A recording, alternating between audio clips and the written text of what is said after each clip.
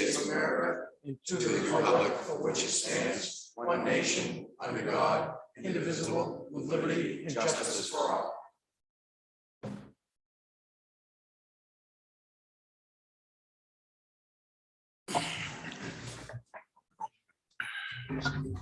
The agenda, do we have any additions? Please.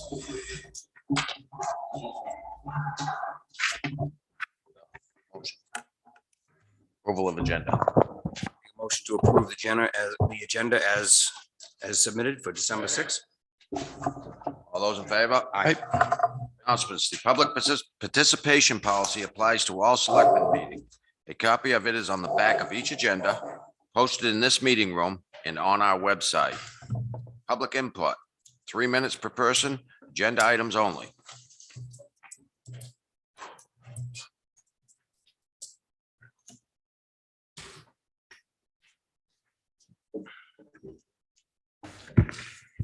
Lauren Carr, I noticed on your agenda, you have the CIP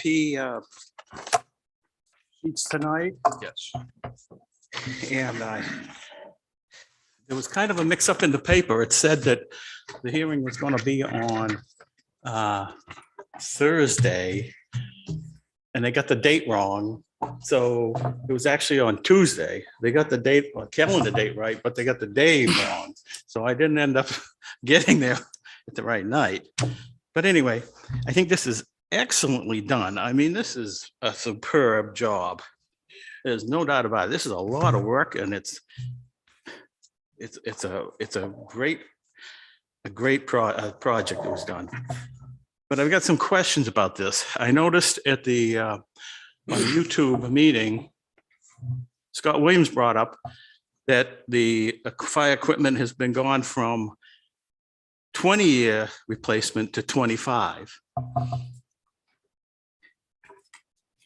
So if you notice that, and if you take last year's CIP, you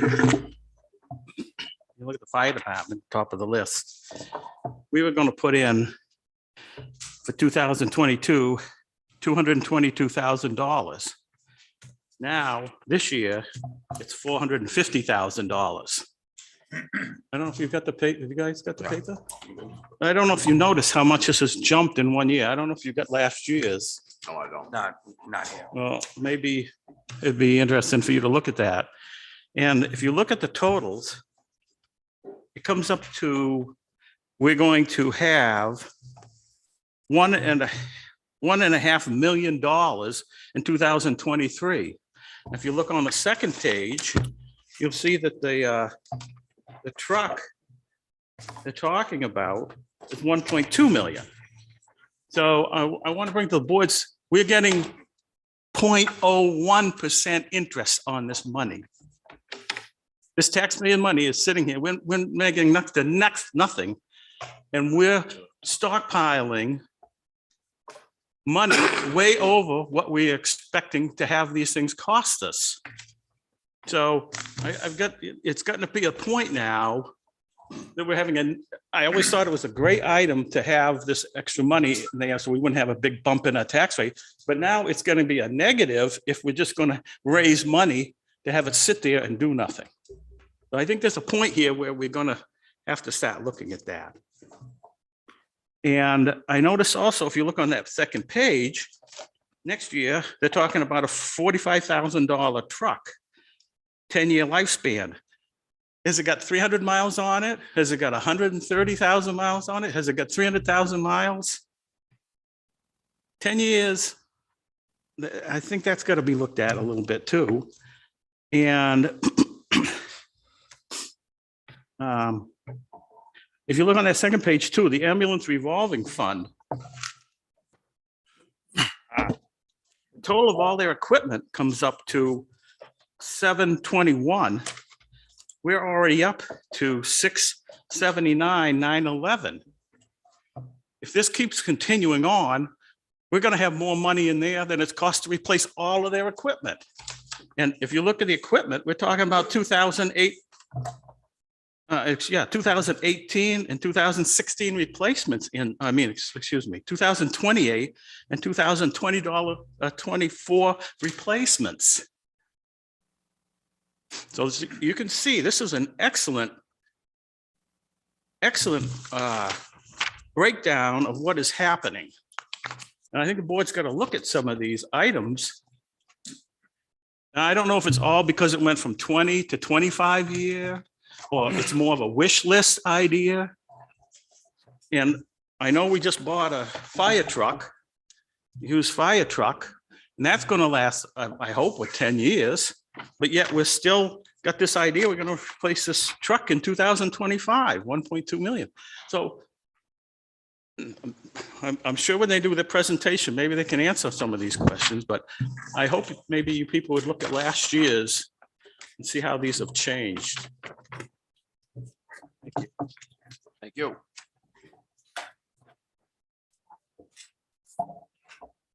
Anybody else?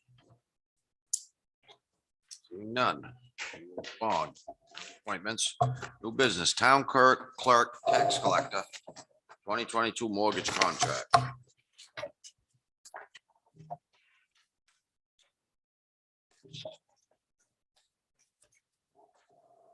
This is with Sanders Search LLC.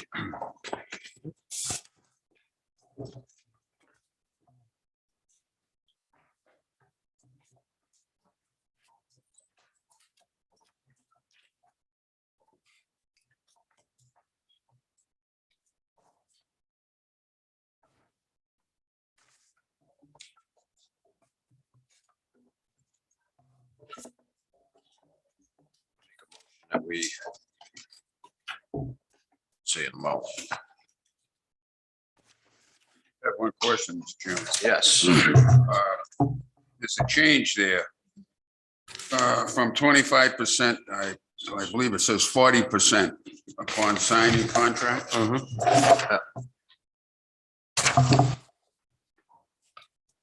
From 356.25 to 70. 570. Yeah.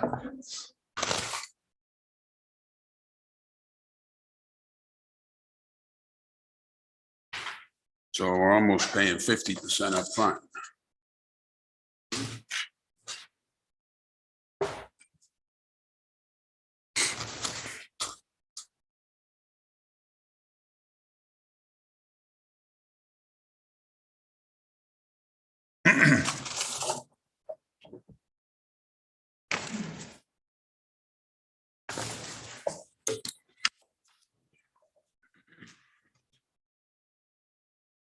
Lisa's not here, is she? Oh, but I think it's $1,425 Yep. for the contract. Mhm. Make a motion that we allow the town administrator or the tax collector, one of them, I don't know. This contract is back in front of us for signature. Yeah, no, I This think is you for- can, Oh, it's gotta be in the file. it's, you know, the choice of the board, whether you guys would rather sign it yourselves or if you want to designate a sign, you can do that. Lisa has, I mean, in that department, she usually has signed it before, hasn't she? No, usually we have administrator. Okay. Make a motion that we agree upon the contract for $1,425 for property. Mortgage contract renewal with Sanders Search LLC. $1,425. Allow the town administrator to sign. Second. Discussion. All right. All right. All right. Planning Department, Master Plan Consultant Contract.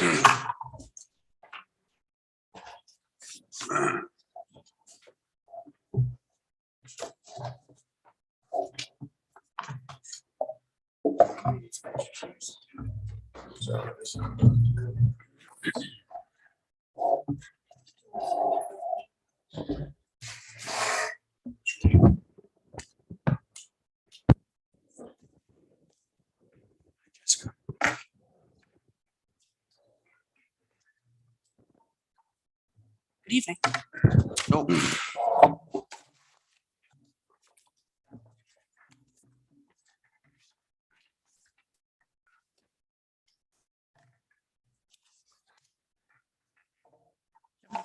you have any questions for us on Want the? to explain to the board what she's doing?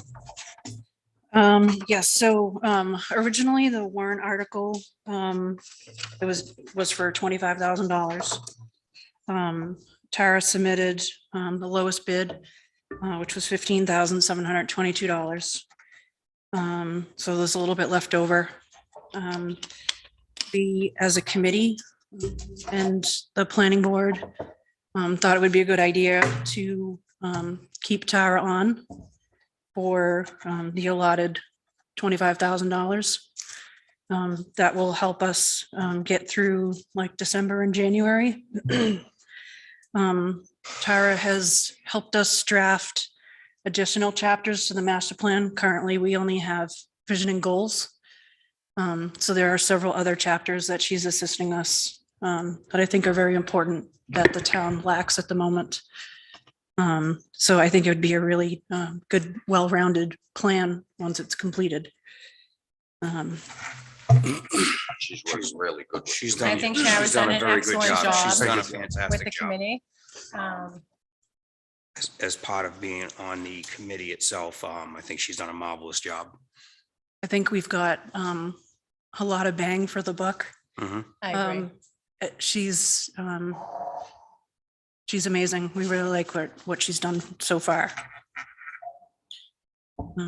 Kelly, do you have anything to add? I really do not. I think that Tara has done a wonderful job. She has. As a committee, we've garnered a lot of feedback from the surveys. As you've heard before, over 800 people participated in the surveys, which is more than we usually get for the average voter turnout.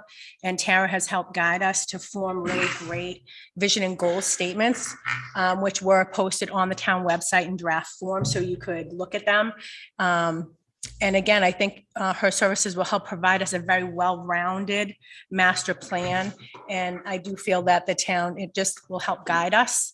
So it's kind of like budgeting for your business, kind of, but on a larger scale. It incorporates, zoning to, it involves everything in the town, and it just helps you prepare for the future in a way so you can help mold it and shape it more to what we want it to be, as opposed to maybe what everybody else wants it to be. And Tara helps us she does a really great job. So. Mr. Chairman, I'd like to make a motion that we go along with the planning board's recommendations to extend and amend Tara Bamford's contract. Second. For discussion. All those in favor? Aye. Thank you. Thank you. Thank you. Thank you. Thank you. It's greatly appreciated. Don't go far. I'm not. Plan board capital improvement, CIP.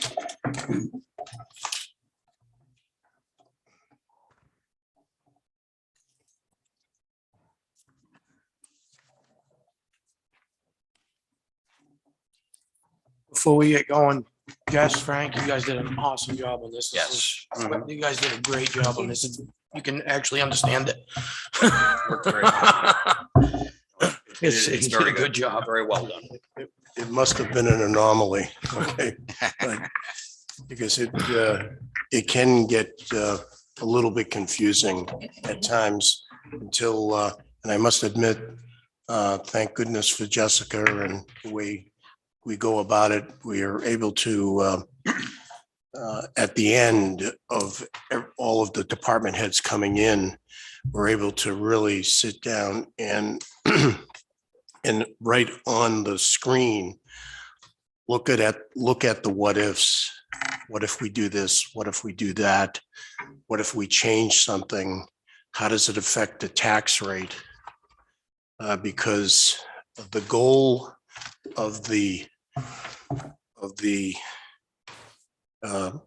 CIP committee is to minimize and mitigate the tax impact to the town and its citizens. But with the exception of making sure that we give the department heads what they need to perform their services. And that's a delicate balance. There's no question about it. And it's this, I'm going to say it again, as I said it to the planning board, this is just a tool. It's not, Right. it's not anything more than a tool and a guide. Something that the Board of Selectmen can work on with, especially when a department head comes in on an emergency. They can look at this and look at the CIP plan to see what is planned for the future for the next 10 years, you know, and have we given that some consideration? The gentleman that was up just recently, he brings a very good point. Okay, 20 to 25 years. That was changed a few years ago because most of the department heads said, we can't rely on 25 years any longer. Some of this equipment won't last that long. The older equipment used to last longer. Today's equipment is not as well, I'm going to say it, not as well built. It has an awful lot of electronics in it. Okay. Most of it's electronics over hydraulics. Okay. We used to be able to actually work on these units. We can't any longer because of codes and assessments and everything else. We're looking at leasing, and quite frankly, if we hold on to a piece of equipment too long, it diminishes in value in terms of trade-in. So there is a balance, and it's really up to the highway department head and the fire chief head, and it's their collective resources to look at their pieces of equipment every year and come in with their advice. That's why we should continue to have the CIP committee looking at this every single year, asking the tough questions so that we can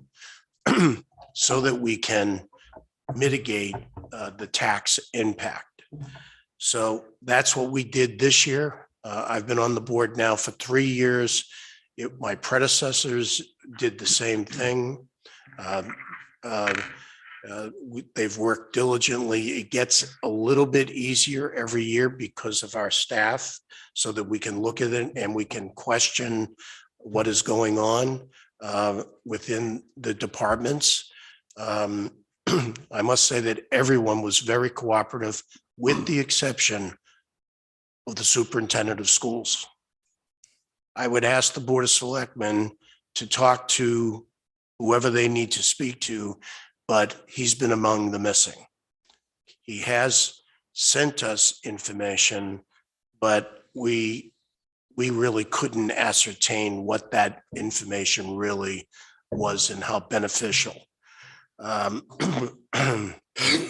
There's also reserves in the school departments that I don't know where they come from. I don't know if the selectmen know where they come from, but certainly there are reserves that are being used for capital improvement items that we have just never seen. And I'll use the road, the first expansion of the road of the high school has been bought out by money that we certainly didn't reserve. I'm happy to hear about that, but it doesn't give us good, proper planning for the future. So I would ask you to, whoever needs to be talked to, I understand our superintendent is a part-timer, and that could possibly be the reason behind it, but it would be important for us to have his input in a face-to-face, you know, as all the other department heads do. Frank, can I just stop you? Sure. Do you say the high school or the middle school? Well, he's the superintendent, I believe, for all the schools. All right, so then that should go through the JMA board. But I would think that the planning board, you folks would do that to them, because we really have no say to the school board where it comes to capital improvements. Be more on the planning board and the Capital Improvements Committee getting in touch with the JMA board. Okay, so does, Frank, I can help coordinate that. okay, that would be great. Well, I think the elementary school does come under us. If I'm not mistaken, it's just a, They still have their superintendent and they have an elected school board. So that would be Right. more of the planning board and the Capital Improvements Committee talking to them. that's directly. great. As long That's as, all I'm saying, because if Right. the Board of Selectmen go in there and say something, they're liable to put their back up Plus- against the wall. okay, then I'll ask Jessica they to don't want to coordinate give you that. the, I'm just giving you some input that was the only department that we just didn't get much input. Everybody else was just. don't get terrific. input and can't make decisions. Zero it out for a year and you'll see them come back next year with an input. So what you have in front of you was presented to the planning board, and I believe the planning board approved this capital improvement plan. I'm happy to report that from the tax rate impact totals from that we were able to coordinate went up approximately 10 cents per thousand over the next 5 years from the previous 5-year plan that we had to in 2022, based on the assessments of $1,771,000,000. We're at 1.105. We're at 1.06. In 2023, 1.09, let's call it 110. In 2024, there was a little bit of a spike there. In 2025, back down to 1.7 cents, 26, 1.8 cents. In 2027, it bumps up to 1.13 cents. Some of this also has to do with inflation. So we inflated the numbers based on a 5-year spread of anywhere from 3 to 5% of inflation of what the cost of the equipment is today. So we tried to think about inflation. We may be off, but pretty tough to figure out what inflation is going to be. This year, it's going to be well into 6%. Next year it could be 2%, but better to reserve a little bit more, but still be conscious of the tax impact. I'm even more happy to report, as I did to the planning board, this budget, this committee, the CIP committee's recommendation is based on the $1,771,000,000. Yes, 771 million. It is not based on the new assessments that we have. The new assessments, as I understand them, are up $408 million. The new assessments that the town has reassessed. That gives us $2,180,000,000. If you look at the tax impact, even though it's not on this report, but we will be giving this to you so that you have something to guide yourself if something happens emergency wise that the selectmen need to look at because of irregularities or whatever. The tax impact for 2022 will actually be only 89 cents per thousand. The tax rate for 2023 will only be 87 cents. The 2024 will be 89 cents. 2025 will be 87 cents. 2026 will be 87 cents. And 2027, 92 cents. That is based on everything that's in, and as I said to the planning board, we listened to the heads very carefully. And with the exception of the highway department, everything that they requested is on this plan. That's now and in the future. Everything that they have requested with a in between, a 3 to 5% increase in terms of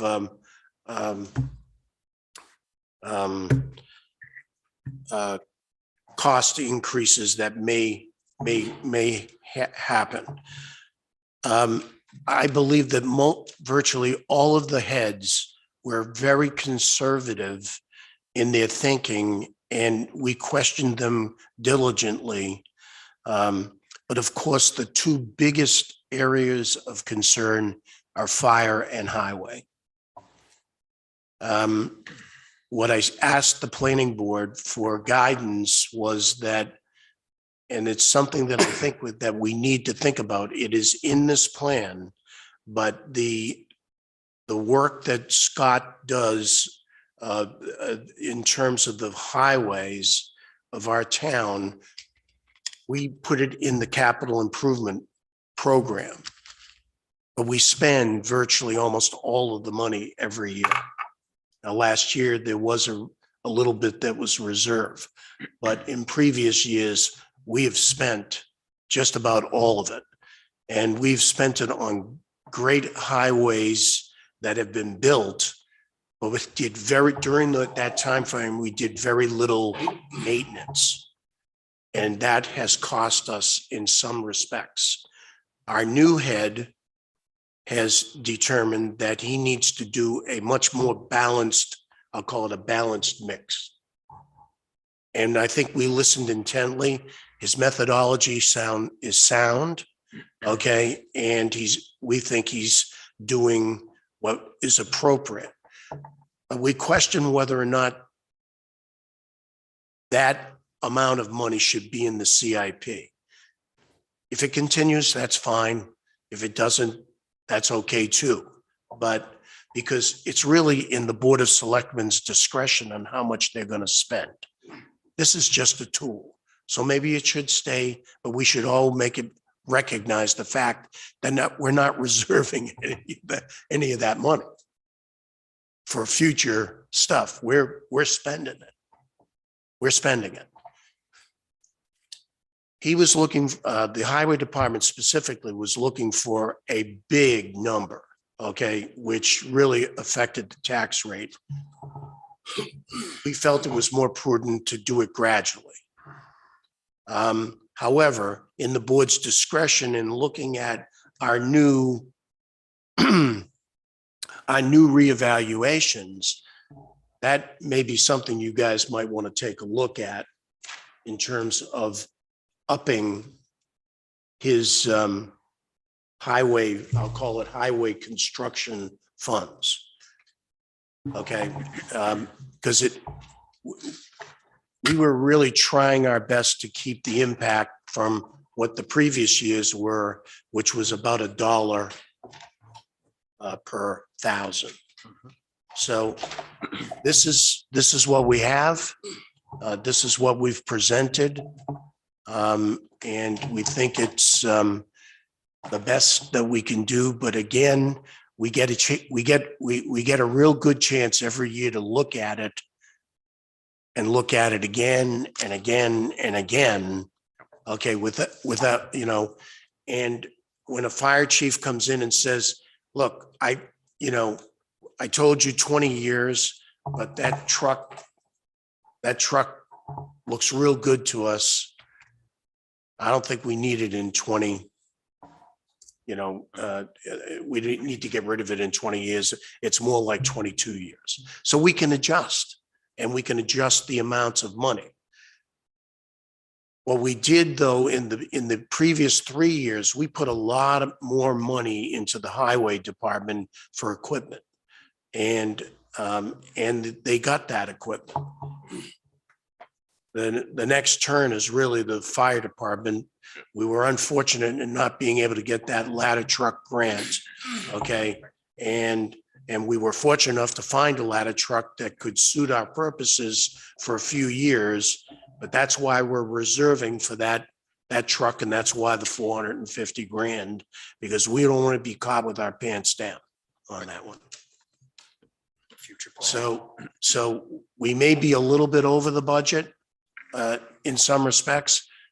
But if we see that things are going our way, especially with the used ladder truck, the fire chief can say, I don't need it then, hold back. And the CIP should be asking those questions.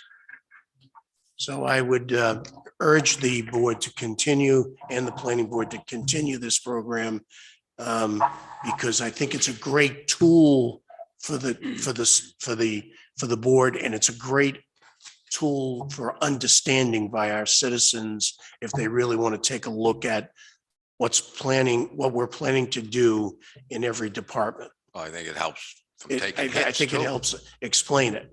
It may not explain all of it, but it helps. Definitely helps. Any Gives questions? an idea on how things are gonna be planned for the future. Keeps and that how we're Right, planning on things. right. steady I don't- instead of climbing up and down. And our citizen that got up, he's right. We don't need to be leaving money in the bank, making no money. I'd rather see it be given back to the citizens in a tax relief. But by the same token, we got to be prudent. And there's going to be some money in reserve that I don't like it, but You always wait for the punch because something always happens. it'd be nice if we could loan it out at 10%, but I don't know. Some of the people that we might be loaning it out to may not be the most, outstanding group. Any questions? Actually, Mr. Chair. Yes. If I could answer Mr. Carr's Yeah. questions that he had. So by viewing the selectmen minutes from last year with the discussion of the ladder truck, it appeared that you guys had motioned to add an additional $250,000 to the capital reserve fund in order to fund the ladder truck. Well, that was if the Into- grant come in. Right, in 2025. So initially, the deposit amounts were a lot lower. So each year out, we did talk about adding that $250,000. So that's why it jumped up so much. So, and then in 2026 and 27, we left it at the 450, just so that the fund could increase. Our goal is to try to have in the reserve fund an amount of money that covers kind of like the two most expensive pieces of equipment in each department. So that way, in case there is a failure on a really expensive piece of equipment, there's money in a fund to be able to purchase that item, if it's on an off year. So I hope that helps. Yes. Questions? I think you've done a great job. Fabulous, Sean. No, I think It's- it is, and it's exactly what you said. It's a It's a tool. good tool, and that's all it is. It's a tool. Mhm. This board needs to be able to have the flexibility to do what it needs to do to make sure that the department heads can do what they want. But at least you can look at this tool and say, okay, what else do we have out there that we should be thinking about if we do this, And every year it's going to change, but hopefully it's not changing dramatically, No, It shows that you've worked very hard with the departments and worked very diligently on seeing what every department needed. right? And I think you've done So a very good that's job with it. this portion. I'm going to also reiterate, as I did last year, this does not include anything that has to do with buildings and reserves for buildings. Hopefully the master plan will help us, guide us through that. And if that be the case and we start reserving for buildings, then this tax impact is going to go up precipitously. okay? But at least we'll know about it. The input was good, and you'll have some explanations from each department on what they thought their future needs were. Again, the biggest areas of concern was highway and fire. And space in this building for our files. Okay. So, again, we'll be addressing that. Hopefully the CIP will be addressing that when we get more input from the master plan. The only thing, Frank, I'd like to say, I'm glad you went with a gradual increase in the highway department on their reconstruction. Up to 300,000 this year, the next year increasing it more because the costs are going up. But after the reval, taxes, even though the tax rate went down, but significantly, everybody's property taxes actually went up. 90% of the people in town, they didn't see a reduction in their property taxes. They saw an increase from anywhere $75 to over $1,000. And that's going to hurt a lot of people this year, especially the elderly. And one gentleman I met yesterday, it's $900 a year in Social Security. That's what he lives on. He got a tax bill. He had $88. He was in tears because he didn't know how he paid that $88. I had to tell him he could pay $10 a month if he had to. He might have paid a little interest on the end. That's just some of the people I've heard from. They thought their assessments were great. The tax rate went down until they got the tax bill. So just think if we didn't do a revow this year, what our taxes would have gone up to with just that 5% to 6% increase. Yeah. So I'm glad you took a gradual step there on that highway. Again, we've got good news and we've got just okay news. Okay. And that's part of it. We have citizens that we've really got to be concerned about. All of our citizens we should be concerned about, but especially the elderly and people that are on fixed incomes. Yes. I empathize with them, and that's part of my concern. My biggest concern is them being able to enjoy their years still here in Alton, New Hampshire, and not somewhere else, and not have to sell their properties. Okay. I would love, Ruben, I would love to see a reserve just for that. Okay, but I don't know if it's legal. No, not quite. But there are other avenues that these folks get help with too, which is nice, between the veterans exemption and the elderly. Sure. That helps. Sure. So anyways, Thank you. any other questions? I think No, thank you. Good job. Okay, thank you. Chairman, I make a motion to accept the capital improvements program CIP plan for 2022 to 2027. Second. Discussion. All those in favor? Aye. Aye. And I'm going to leave you with what I said to the planning board. And I love that we do the Pledge of Allegiance, but it was Benjamin Franklin who said, well, you have your republic if you can keep it. So I'll leave you with that. Thank you. Thank you. Solid Waste Department. Next. Mr. Chairman, the solid waste director wasn't able to make it tonight. What this is he came to see me with this PO for Pete's Tire Barn. He's trying to get some loader tires. Solid waste prices have increased substantially with COVID, but these are state good bid price. tires. Yeah. These are state It's a bid. good buy. Yeah, state bid tires. He was getting a good deal on it and wanted to move on them now. It's over the $5,000 mark, so I want to bring it to the board to make the purchase. Where they're state bid, he didn't try to obtain additional quotes because he's price. Can they get these tires? I know there's a real backlog on this style tire now. I'm sorry. He did indicate to me that he could get these. Yeah, Ken? Maybe we'll be able to get it. you can get tires if you want to shop. Well, Because I had to get 4 for my big loader, and they're not as big as his, but I had to do some shopping. I found them. How quickly can you get these? He didn't give me a timeline, but my understanding was that they were ready to move on. I would dare say if it's through Pete's Tire Barn, they probably got them sitting right there. Think so? Yeah, likely. Mr. And Chairman- that's a good price. Mr. Chairman, I make a motion to approve the solid waste department's maximum loader tire purchase. I'll second it. Let me also say for $6,367.56. I'll second it. Discussion. All those in favor? Right. Aye.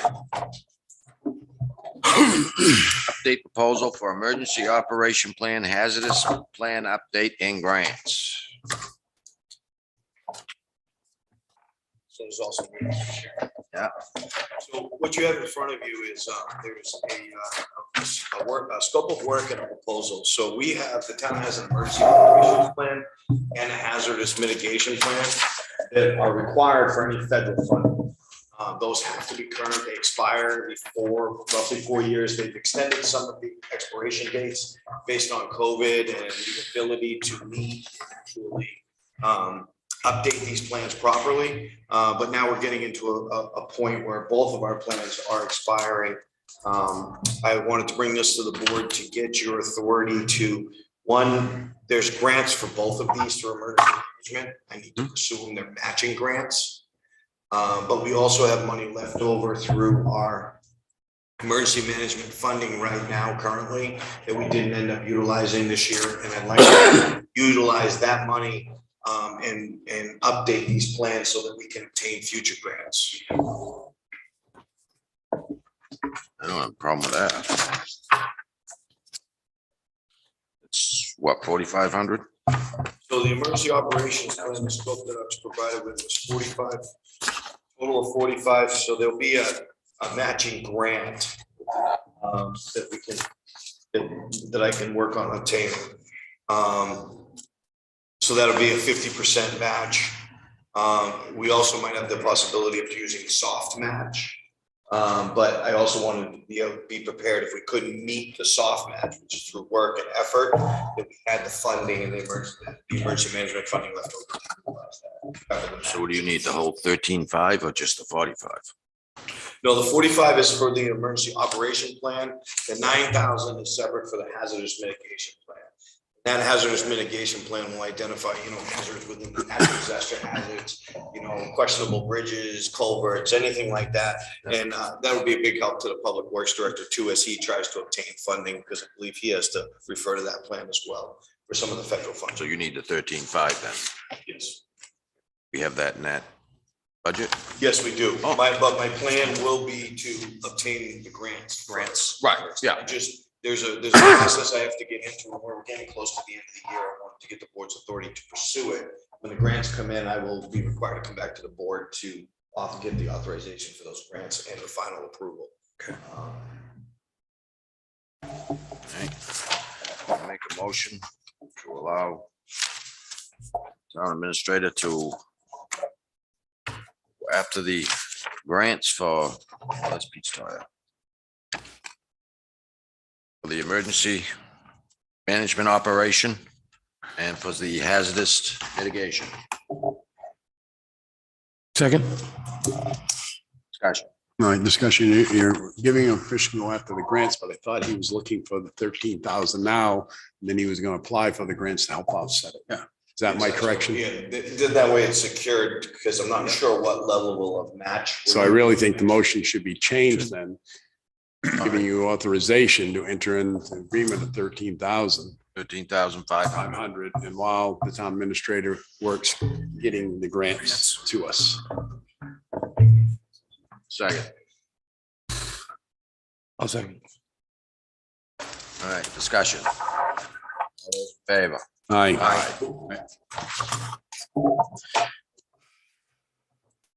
Next, water department. Street, School Street. ARPA reimbursement.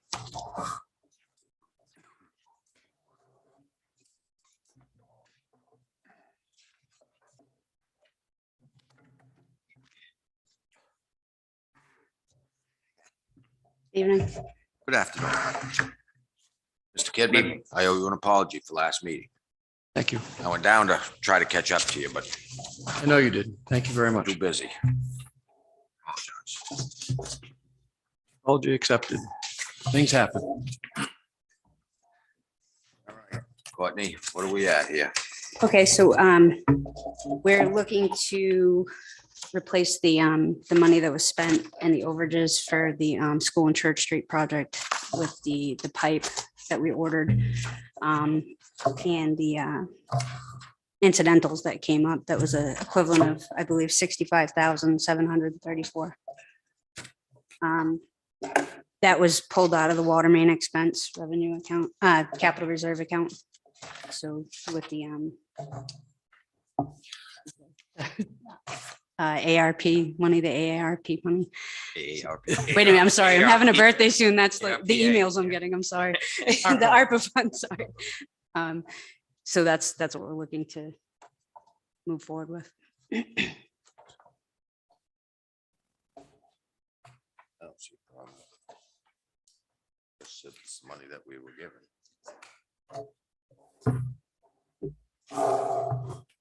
Well, yeah.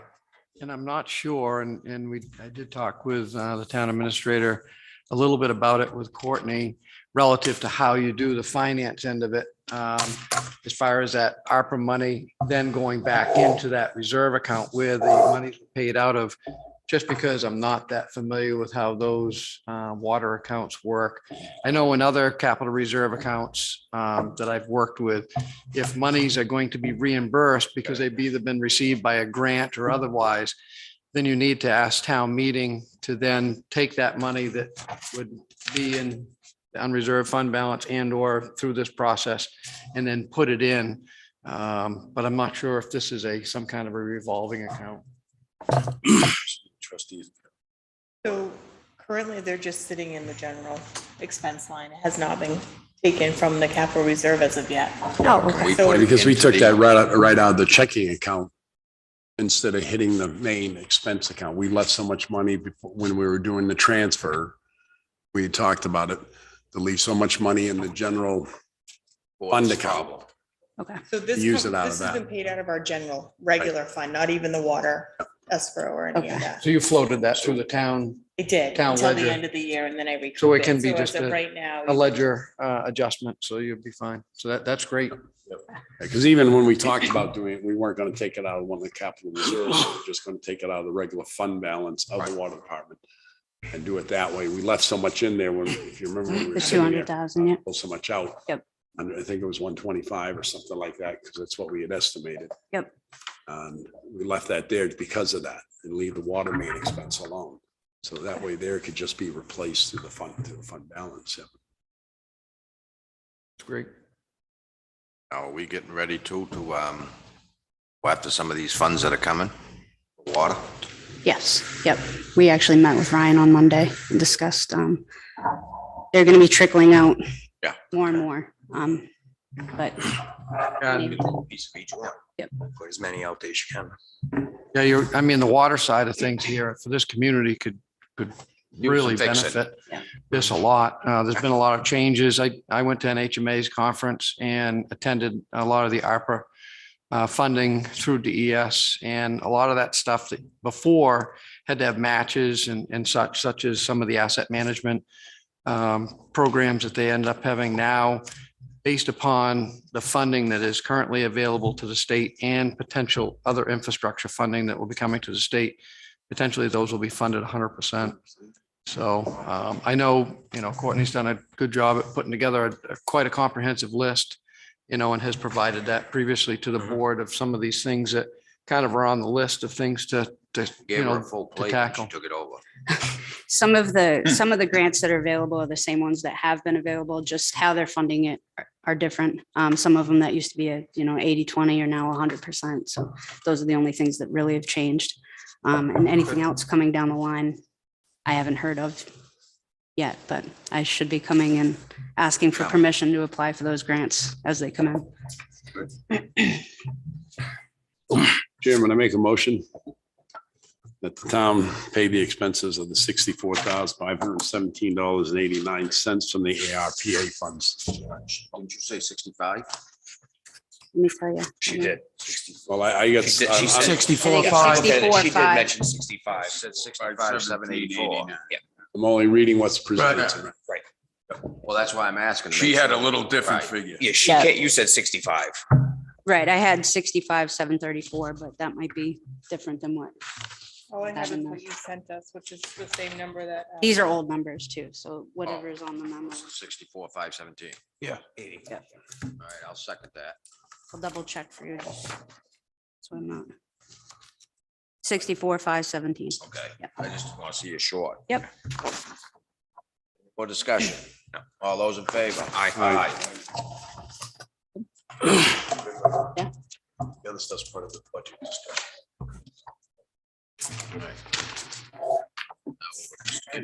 Highway garage equipment. Thank you. Clay. Thank you. Thank you.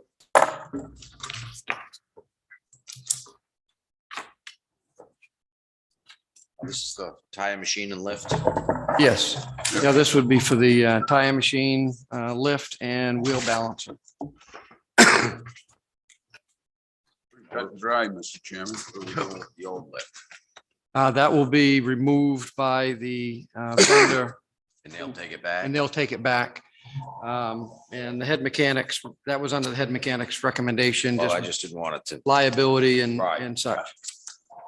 yeah, because it's pretty well used. Yes, I think it's been well used. Certainly. And the new equipment is readily available, or is it gonna be a time, what time period? Actually, the tire machine and balancer are currently in stock and can be delivered in relatively short order. The lift itself, we will, once we place the order, we'll actually get an actual ship date based on that. But they felt, once again, they couldn't put the proposal in and give you an exact at the time in which they gave that proposal and then have it held to, because things are changing so fast. They're not gonna sit on it. That's to that. One good thing is, I think, by utilizing a local, vendor for the sale of this as well. I mean, from what I understand, the owner of the company actually lives here in Alton as well and is very It's down the street. committed in working with us. So that's a great thing. I personally know the tool rep that actually works with Dan at Napa there to put this together. And matter of fact, I spoke with him over the Thanksgiving holiday and he felt very confident that he'd be able to get things moving along. So hopefully right after the first of the year, we would have it hopefully getting scheduled to be installed. Mr. Chairman, Yes, make a motion, we approve the bid for Route 11 Auto Parts of Farmington, New Hampshire. Vehicle lift, tire machine, wheel balancer package as recommended by the town mechanic also.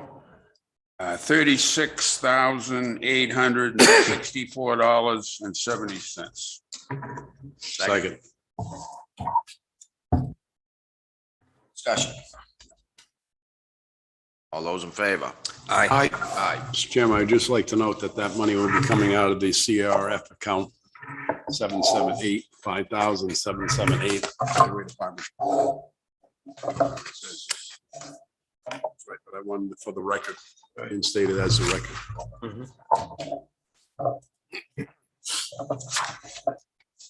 It doesn't need to be part of the motion. I just read it into the minutes now, so it's part of the record. Number 3, Highway Department, New Riverside Cemetery Project Update. I think in your packet, you should have a memo, just giving you a little bit of an update relative to a meeting that the Parks and Rec Director and the cemetery sexton and I had with the selected engineer. Gave you a little bit of a nutshell in there as to some of the COVID constraints that his firm had and where we are looking to move it now to trying to get things into the next phases. I do have a copy of what they provided the day that they came, which was some survey information and I can certainly circulate it to the board here if you'd like to look at it. Some very, very basic conceptual items as far as how they could foresee the elevation variances that are occurring there, where you end up having, since that lot, the topography of the lot goes up, and how they looked at, potentially being able to plateau things. They also looked at, being able to do full burials on the lower or the same ground level as what is currently there for the Riverside Cemetery, the new Riverside Cemetery as well. They talked about also vault storage, because in that RFP that had been put out was a discussion about having some form of refrigerated vault storage.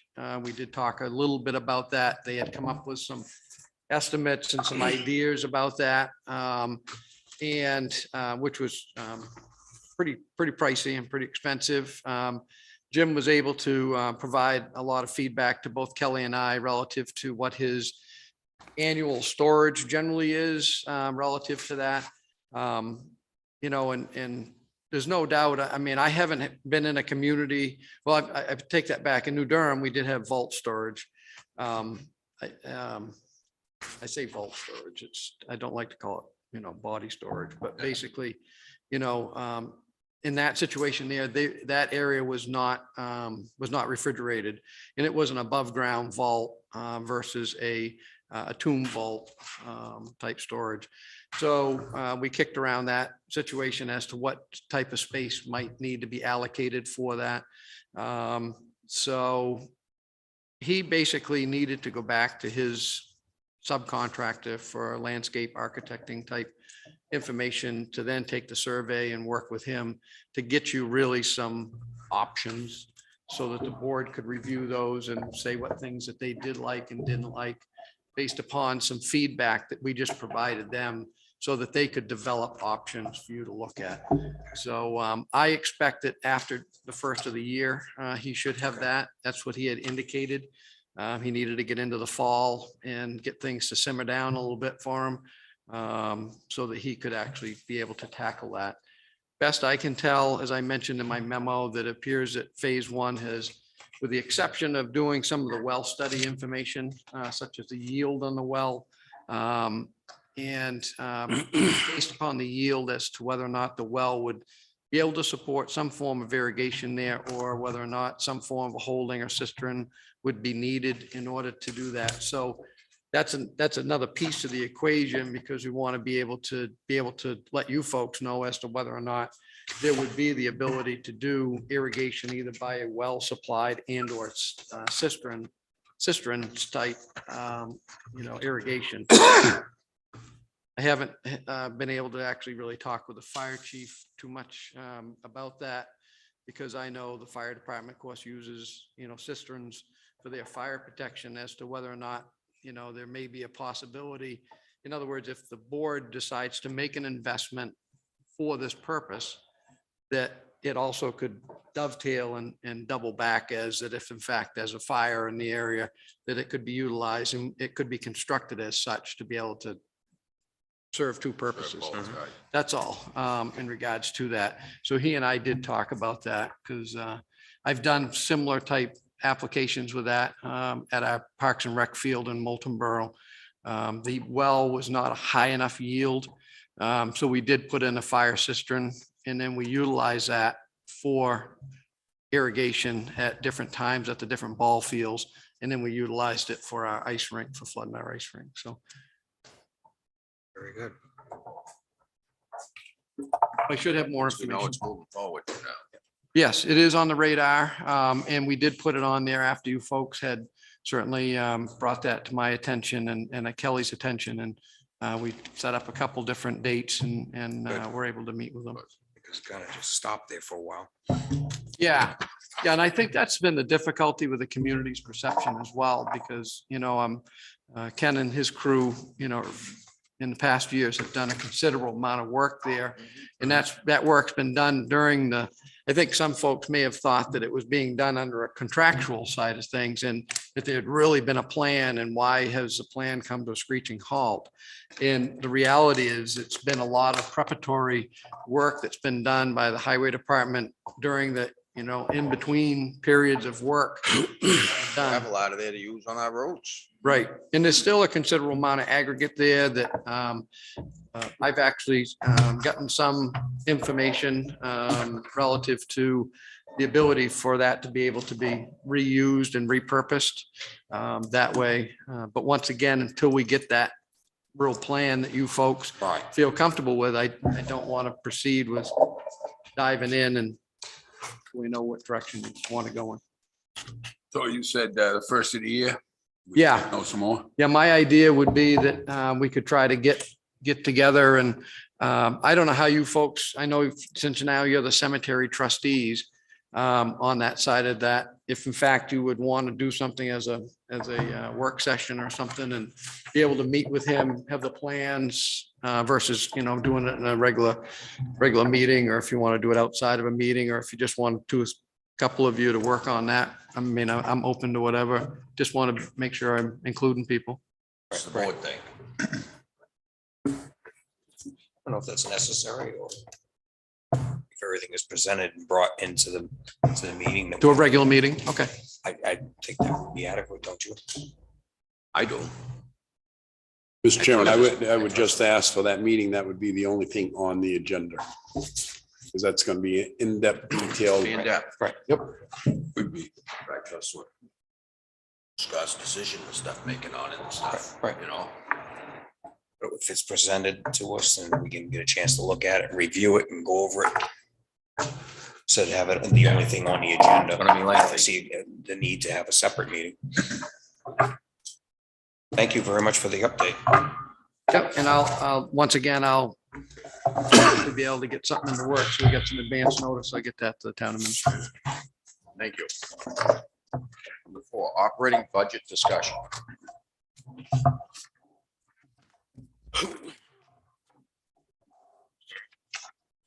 It's the memo. Yes, it's the memo. If you should have in front of you a memo from the finance director.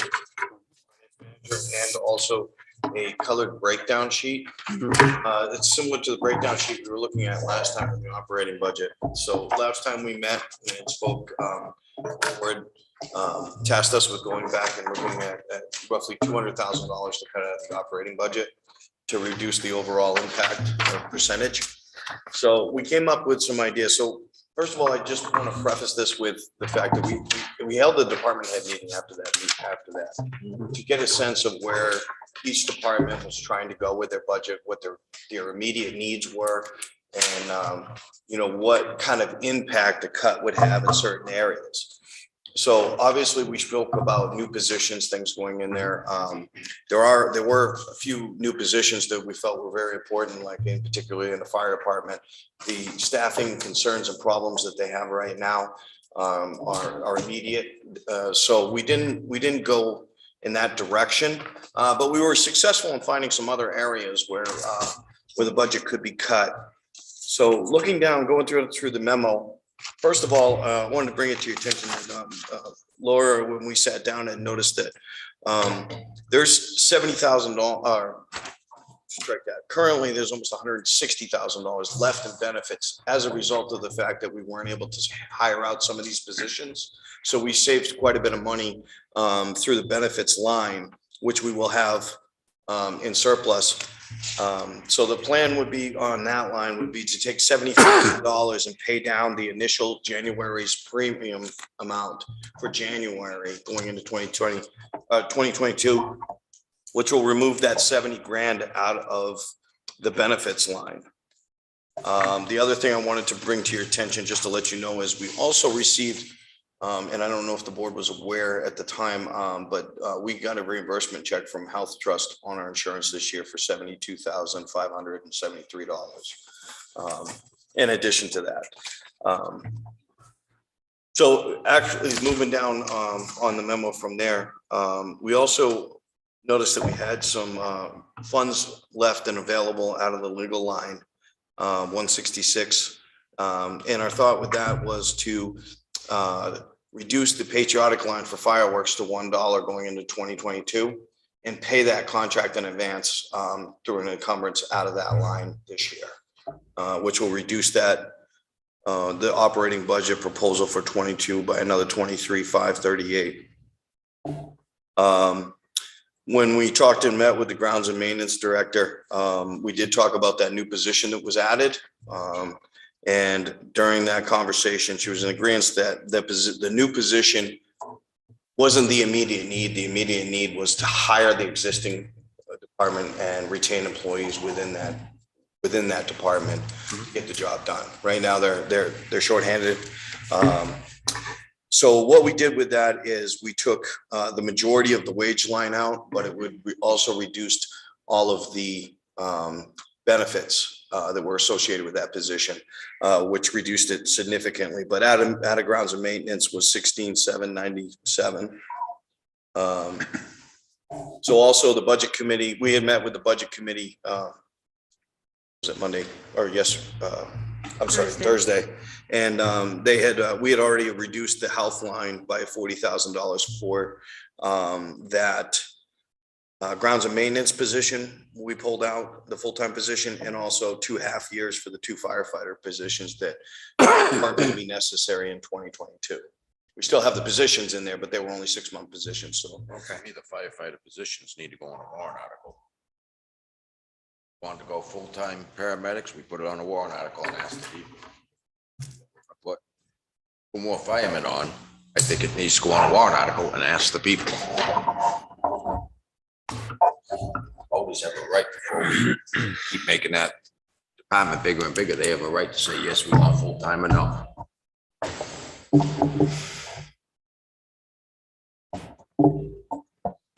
there we go. Ryan, I have a question for you. Sure. What if we end up going to the default budget on some of these where you're trying to pay ahead of contracts into a new year with this year's money? How would the default budget affect that? Default budget, you only go by the year before's contract measures. So we're trying to pay, what you're recommending is that we try to pay next year's contracts with this year's money. How would the default budget come in to correct that? Default budget, my understanding is if we have a contract now, if we have presented with a contract, a current contract now, and we pay it out of encumbered funds or funding out of this year's operating budget, that's allowable under the DRA. It would be only if we went in 2022 at a default level and we're presented with a new contract at that point, we wouldn't be able to increase at that. But I can definitely make sure that we run that by DRA to make sure, to make sure that, obviously that's done in accordance with their regulations. And, to the chairman's point, I definitely understand the need for transparency and the warrant article for positions. But I will say, in knowing and working closely with the fire department through the police department and emergency services, we are at a stage right now that it's very important because we're relying more and more on mutual aid and not having the staffing to get to these medical calls, to get to these, in these situations. And we've gone to such a point. My recommendation to the board would be that we keep it in the operating budget and move forward that way versus a warrant article. And that's my reasoning behind that. I remember, Mr. Chairman, we talked about that a little bit. And because I didn't realize if we could do it legally, but we can. Yeah, we can. And I know we talked about possibly a warrant article. Well, that's how we did the paramedics. We wanted full-time paramedics. And the people didn't have a problem with it once we explained it to them. But I just feel as though they should be the ones deciding. Well, I guess if you're going to feel that way for emergency services, any new position you create in town, you should go ask the townspeople for it. No. Yes, sir. No, because you're turning a department that's a volunteer fire department into a full-time fire It department. hasn't been volunteer for a long time because they've been paid firefighters by the hour. All right. So the volunteer status went out.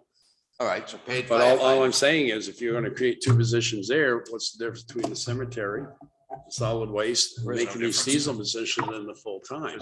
If you're going to be consistent. You're putting a department into full-time.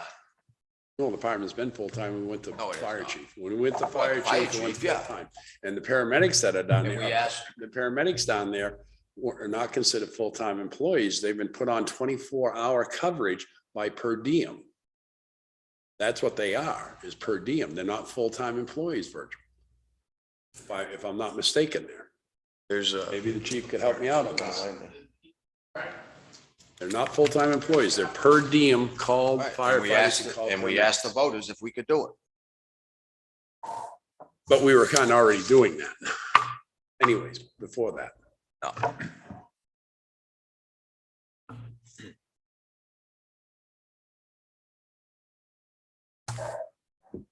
Well, Ryan and Laura, thank you for bringing this before us with your presentations.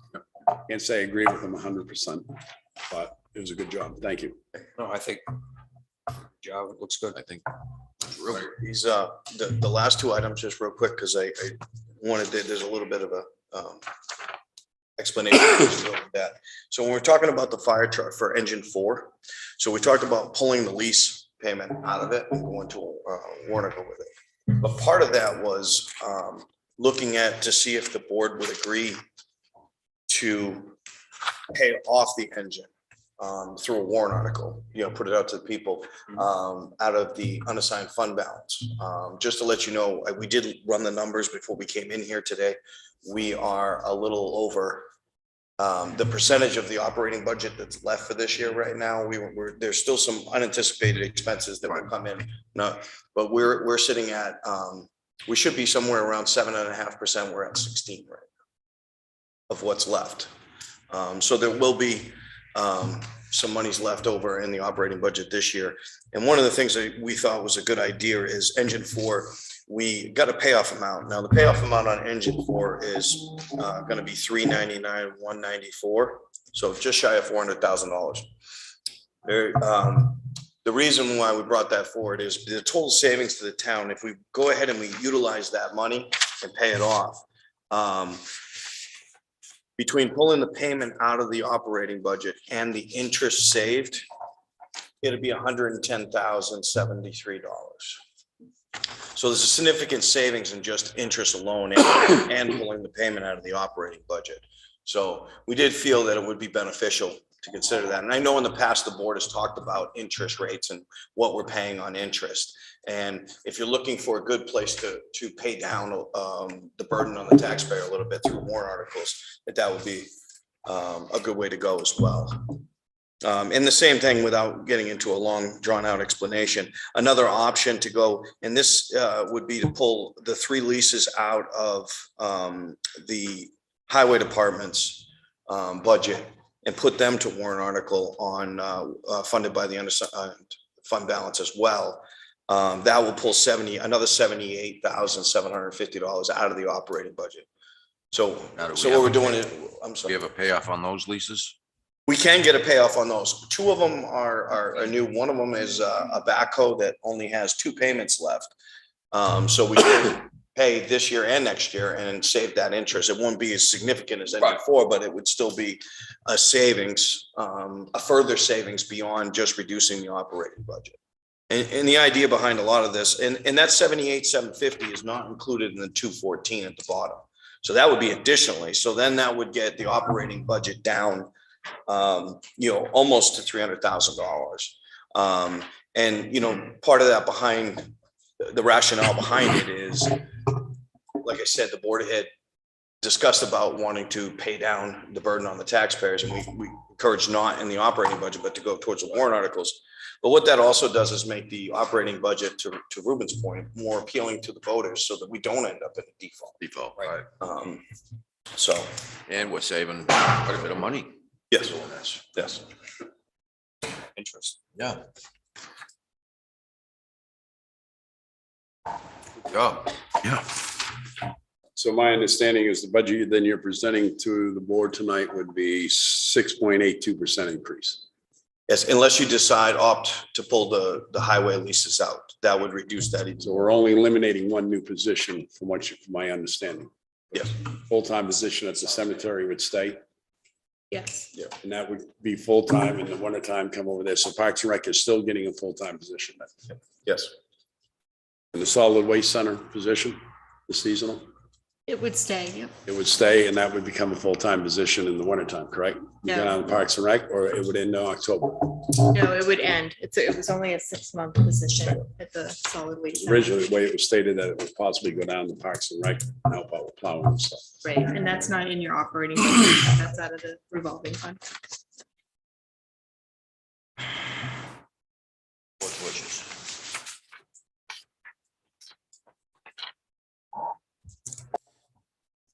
I think it would be a good idea if we can take the suggestion and pay off some of these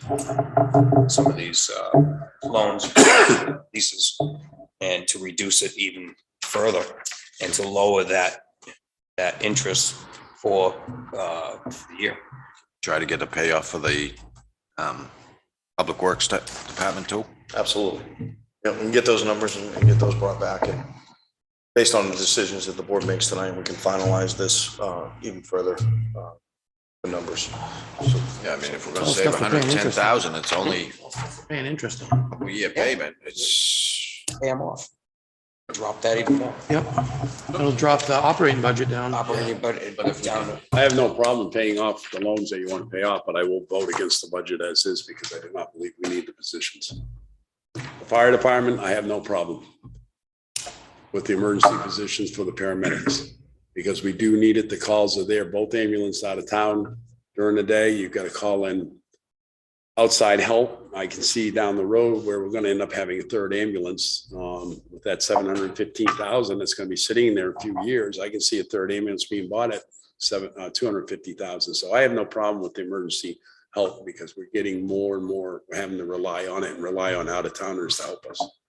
And sometimes they're out on calls, we get no help. We have taxpayers that are not getting medical assistance they need. As far as the new positions for cemetery, I'll still vote against the budget.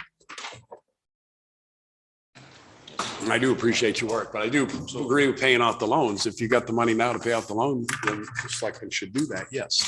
Definitely. Those interest rates and those loans. So what would you'll come up with a new figure? yes, we can do that. We'll add, we'll get the payoffs for the highway equipment loans and find out where the savings is and interest and stuff. I mean, because there's 3 different ones. There's one that's only 2 payments. The other ones are newer leases, so they're going to be more expensive. But I'll bring all 3 of them and decide which ones you want to pay off, which one make payments, and then also get those more articles together too. You get those for the next meeting? Sounds good. Yes. Sounds good. all right, moving on. Selectmen Thank you. reports. Another meeting on Wednesday up in Guilford on the Route 11 corridor from Minch Cove Marina to Ellicott. That's all I have. Administrator report.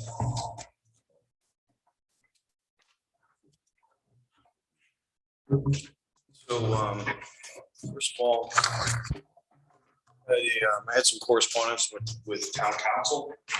He asked me to run by the board tonight to see if there's assign somebody to sign off for the election properties. He needs one selectman to be appointed to sign off on all those, on all that.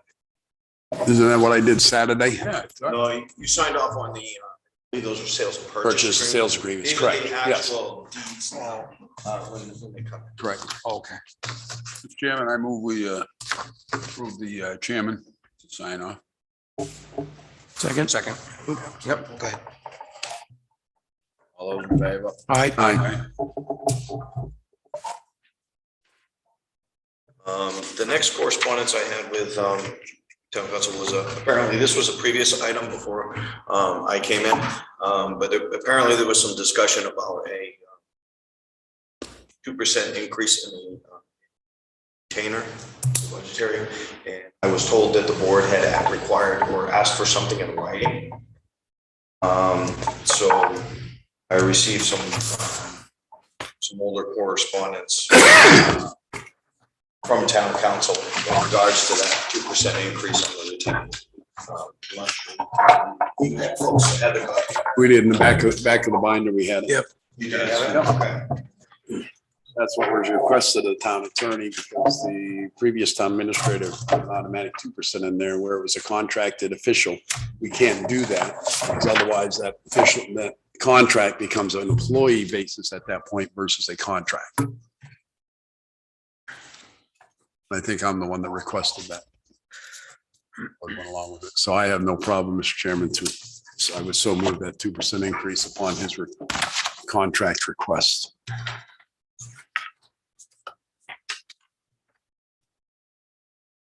Find it interesting. This was sent to us from James Sessler, September 23rd.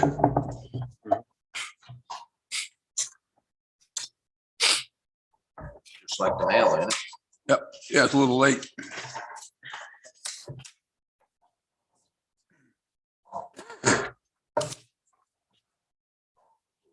You need an approval for that? The Yes, 2%? that's what we'd be looking for. I I just made it. Made a motion. Was that, that was a motion? Motion, yeah. second. Favor? Aye.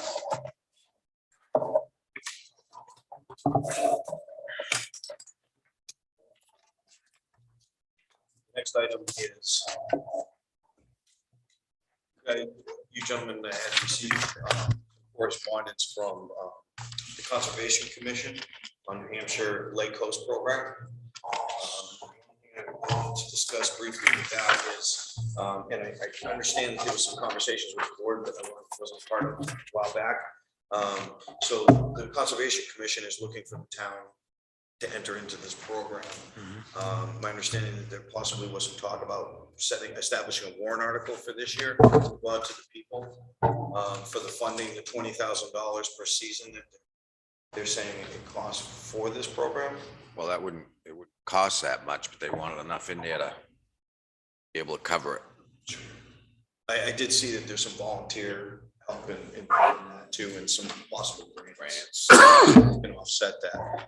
But because we're getting close to the end of the year, I wanted to bring it to your attention now to see what the pleasure of the board is as far as whether you want to pursue a warrant article for that, or if it's something that you think about, discuss more and into 2022. Well, that's what the Conservation Board asked us to do, a warrant article. Yeah, that's what I thought. Explained it. Yeah. So I would think that we would at least put the warrant article forward. Put it forward for the people to vote on. No problem. All right? That's fine. All I need is the consensus of the board. Is Consensus that of the board. draft it. Okay. And the last item I have is, speaking of Bay Hill Road, we spoke about that earlier with the accident. this Here we morning. go again. So we had originally a while back had tweaked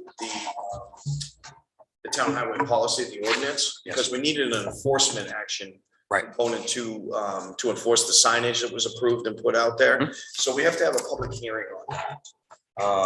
That paperwork, that basically established the rising fine schedule that the board was looking at, starting at $250, then $500, then $1,000 for a third any subsequent offenses. And those edits are in there in red in the policy. What I'm looking for the board is to decide whether or not you folks want to go ahead and schedule that public hearing so that we can get this established. It gives the police department an enforcement mechanism that they don't have right now. Yes. So Yeah, definitely. my thought and my recommendation, if you don't think it's too much, is we have a public hearing on the 20th, the next scheduled meeting, for, I believe it's, oh yes, the East Dalton Fire Association acceptance. If you folks are willing, we can go ahead and schedule it the same night right afterwards. Yes. And have that public hearing and try to get that done and over with and move forward with it. Yes, we'll move forward. Problem with that. Mr. Chairman, December while 20th. while we're talking about this, could I also ask, because there's quite a bit of broad here that's been crossed out on this ordinance, which we already approved. Can we make sure all those 6-ton limit signs are off those roads? Yes. Because they're not. No, this They haven't been for 5 years.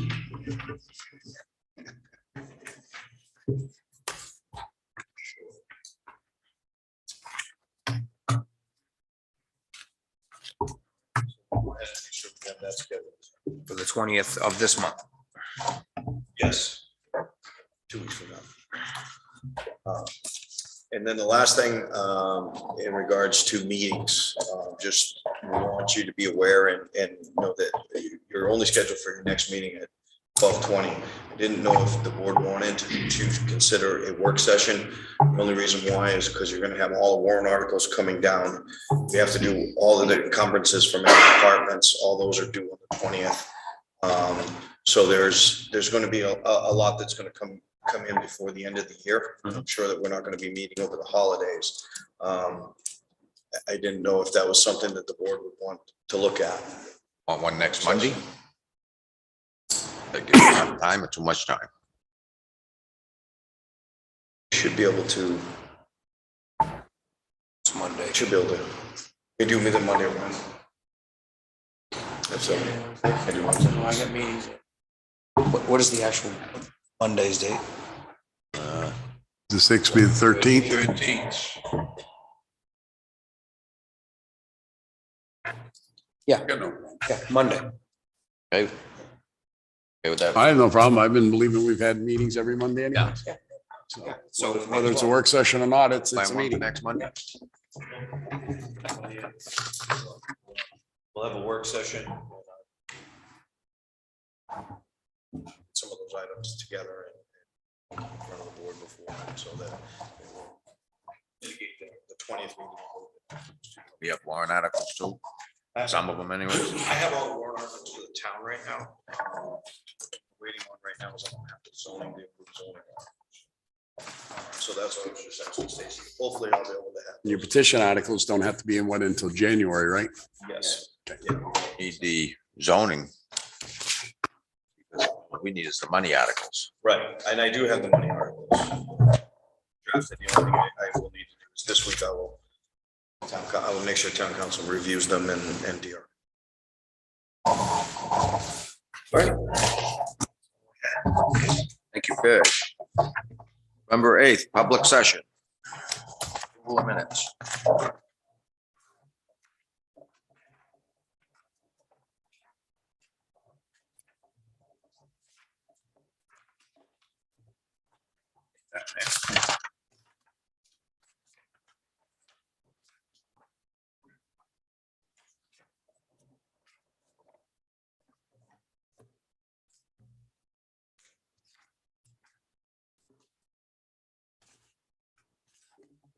Chairman, I make a motion to approve the November 8th, 2021 public session minutes.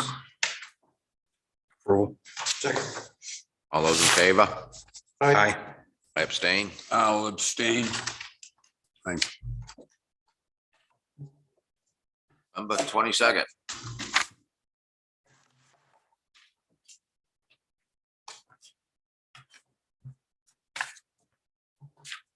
The only problem, Mr. Chairman, I have with that, you said it one week, that there wasn't enough verbiage in the record on that. I think I had a lot more verbiage on the record on these minutes than what's actually being presented.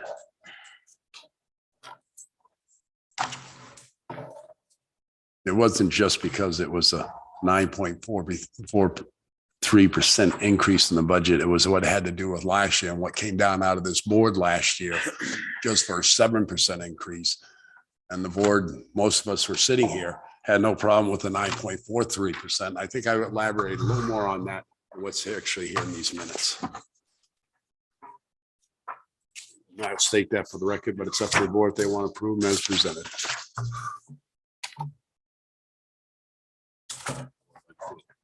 So the back, get more verbiage in there, or- I think it addresses it. Wentworth stated that he would like I to have no ask the problem. board. I have no problem going through if you want to look at. I think and some put more verbiage in there would be, why the that's reason fine with I me was if you'd like to opposed. do that.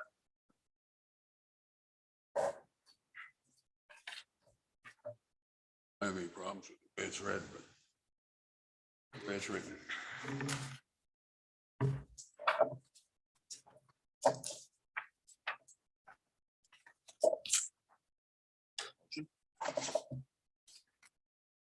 Accept the minutes, November 22nd, as presented.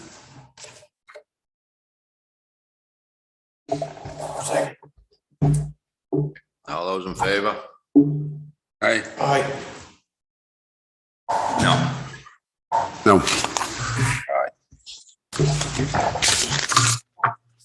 Moving on to non-public session.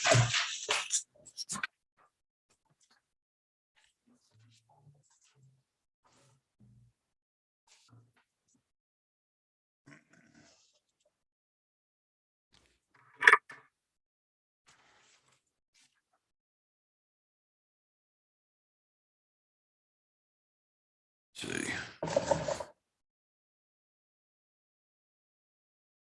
Motion to approve November 22nd, non-public session.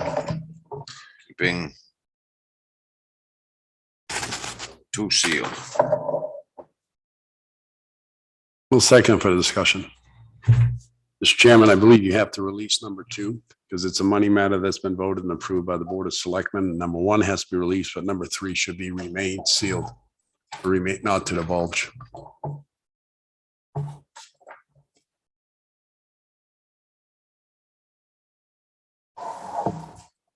Yes, be sealed.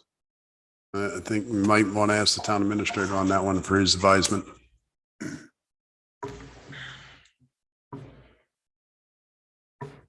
I think at this stage, they can go ahead and be released because the record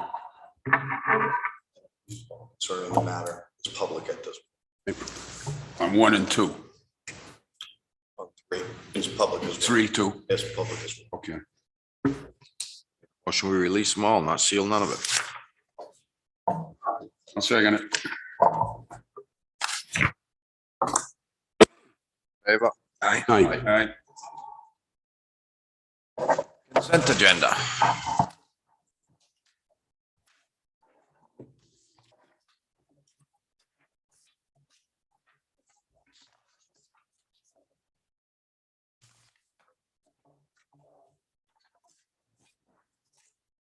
Only problem I have with this is the maximum chat. I think we should do it for the whole town, not just pieces.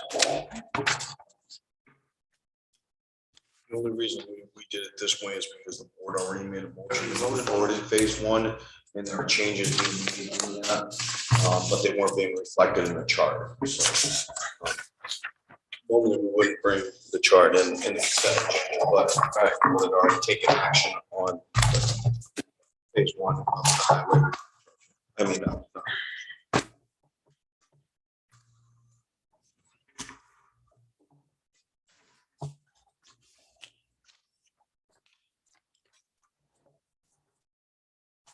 I'm going to make a motion to approve the consent agenda as presented.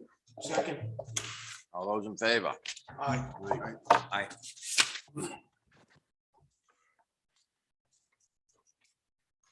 Discretionary, none. Public input by the person of any government town business.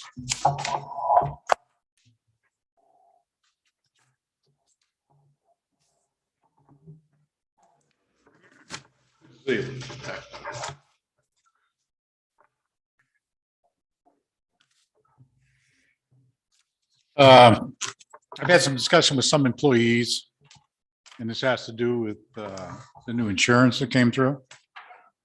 Ruben, you had a great idea to put an HSA in place. Problem with this HSA, it's attached to an insurance program. It's not a standalone HSA where you can put money into it. Review of some of the employees of this HSA where it's attached directly to the second insurance program, it doesn't cover everything. It's a worse program, even though it's an HSA and the town's putting in money.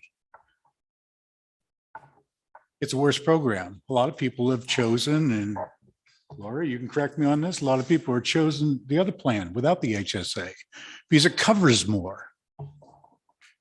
So I think there was some confusion somewhere along the line because an HSA, I thought is a standalone account. When you presented it and talked about it here, it had nothing to do with an insurance program. It was an HSA for people to put money in to pay for stuff that may be coming up. That is not what it is. Am I correct in saying that, Laura? That it's with the insurance company? Yes. So it's attached to the second insurance. And it doesn't cover as much. So if you have certain things that you do monthly or whatever, it's not covered under that HSA insurance program. So now we go back to the flex spending account. What was that? That wasn't attached to nothing. That was people that put money aside, save money prior to taxes. We don't have that anymore. The HSA was supposed to do exactly the same thing as was discussed. I don't agree with you. It's attached to the second insurance They program. can also use it though for dental and eye care now, which they never could before. It doesn't have as much coverage. I think the selectmen need to sit down and really go through it. It doesn't have the HSA attached to that piece of insurance, does not have the coverage that the first insurance without an HSA.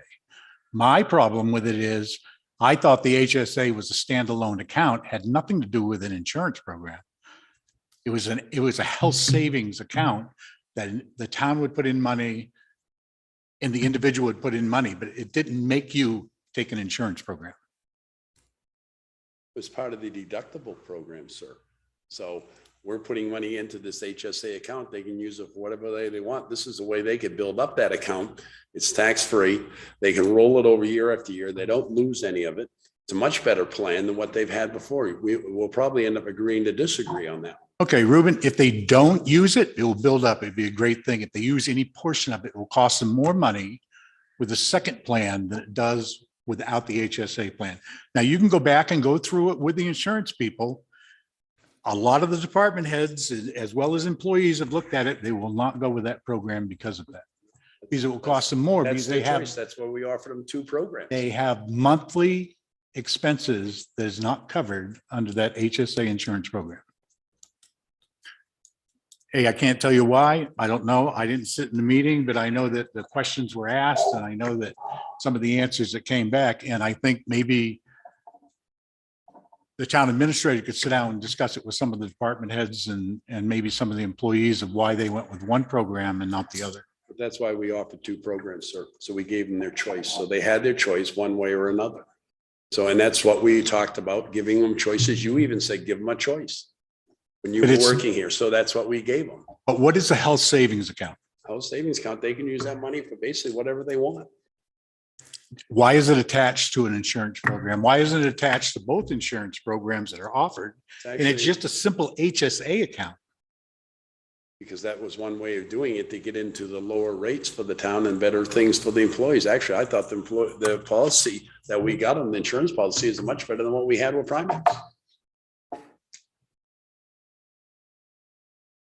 They're not saving the money through HSA. I'm just telling you that. And you can look at the program any way you want, Ruben. I'm telling you what the employees have gone through and sat in here with the insurance people and discussed. And that savings is not there through the HSA account, but it is through the first. Maybe they're not understanding it as, maybe it wasn't presented to them as good as how much they would be saving. And again, maybe the town administrator can talk to some of the department heads and get back with the board of selectmen on that. Because I really think that it ought to take a good look at bringing the flex spending account back so people have a chance to put money back into a program, their own money into a program prior to taxes. Well, this is their own money prior to taxes, sir, and this is also the town money. You're which they keep. confusing it, Ruben. No, I'm not, sir. Yes, you are. Thank you. I asked the board if we could try and talk to some of these department heads, find out what's going on with it. That's fine. That's fine. If it's a problem, then we need to fix it. A monthly department head meeting with all the department heads, so I was planning on having one. Some people, I know some were still asking questions, some were still trying to decide, so. First of the year, department head meeting, information will be digested a little bit. Yeah, I just want to make sure if we're having a problem with it, then we need to fix it. I sat here in the meeting and I was under the impression that it was a better plan for the employees, and I'm mistaken if it wasn't, because it was presented to me Yep. that it was a better plan. That's the way I And saw it. and I'm not gonna sit here and tell you I understand health insurance, because Sure. It's tough. if you sit in here and you tell me you do, I have some questions. No, it's tough. It's tough to keep up with everything, but if it's, Understand it. if it's at a disadvantage to our employees, I'm also looking at it again. We didn't need to fix it. Good idea. Well, unfortunately, change, some people don't like change either. Oh, that could be too. Which means a little more maybe All right, work on anybody that. else for public input?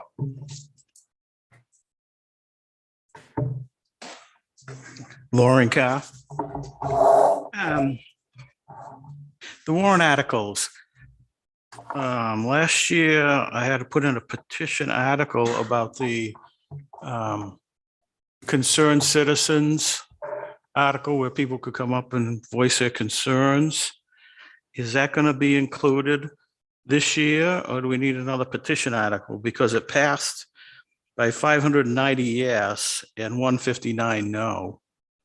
So I think the people do want to have a warrant article where they can express their concerns. So the warrant article always appeared on the old town meetings. Do you hear any reports or concerns addressed by the citizens of the town? It's the very last warrant article. It's like Lauren said, it has passed. And last year, Need to put it on if it's passed. Okay, thank you. We'll have to be on it. Okay. And it came up once before about paying for the half of the fireboat out of the ambulance revolving fund. I know Virgil was very against it because he thought that the selectmen had told the voters that that revolving fund was going to be for ambulance expenses and not to cover fire department's expenses. And I haven't heard anything about the board. I know the town administrator, that one said that the board didn't have an option of voting whether they were going to do it or not. So wonder have you established whether you're going to use that fund? Paying for fire department when it was promised it was going to be for ambulance? I don't think we're taking a vote on it. yes, we have. We took a vote on it because we had to pay half of it. And then the other half has to be, and they said they'd wait for the second payment at the delivery of the boat.